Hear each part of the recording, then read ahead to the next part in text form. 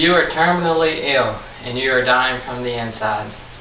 With every breath you take, every move you make, pain overtakes you, and you wonder, why me? You look over at your family for some sense of comfort, and you see only sorrow and fear in their face.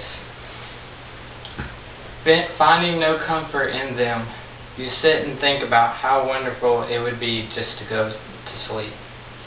To let all your earthly pains and worries slowly fade away would add a peaceful calm to your current afflictions.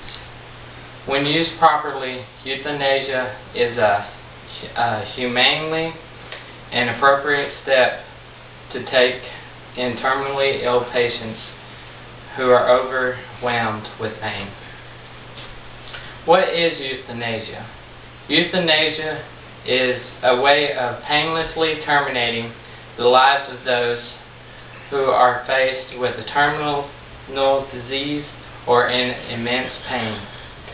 This form of assisted suicide is done with the humane motive of easing one's pain and suffering.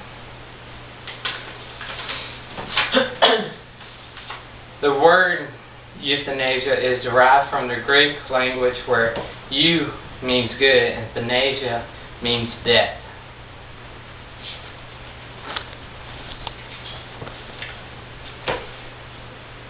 Patients also have their rights when it comes to legalizing euthanasia.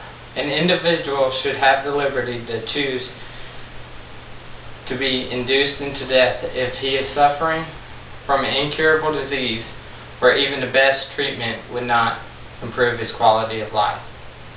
According to the Buzzle.com article, one professional said, if the patient has the right to discontinue treatment, why would he not have the right to shorten his life to escape the anguish?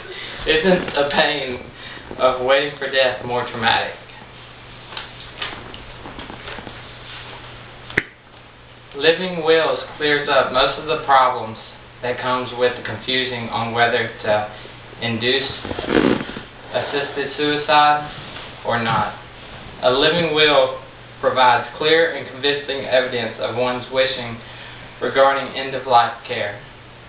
A person may argue that in using active euthanasia may just be legalizing murder in order to achieve will money quicker, but a living will prevent this.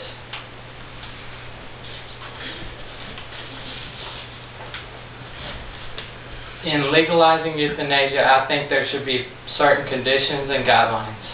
1. The patient must be terminally ill. 2. Patient must be mentally stable.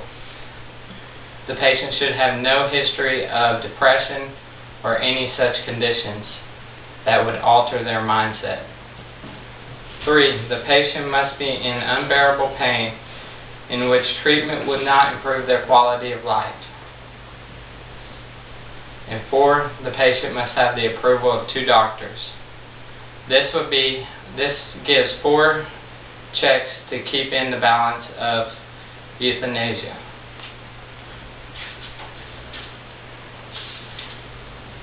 Some people like to argue that if euthanasia is legalized, then it will just lead to legalized murder. This is called the slippery slope theory. The slippery slope theory is the theory that the legalization of euthanasia will lead to murder.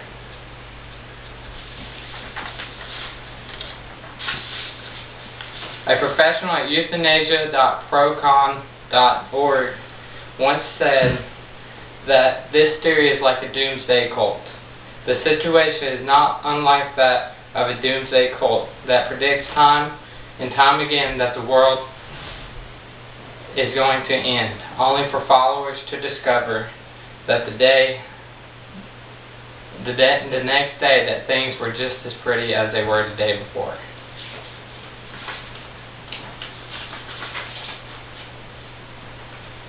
Families should also have their rights when it comes to active and passive euthanasia. When a patient is suffering from a mental illness such as Alzheimer's and cannot make the decision themselves, family members should be able to make it for them. It should be the decision of more than one family member. This way, the responsibilities are shared, but only if the patient is mentally incompetent.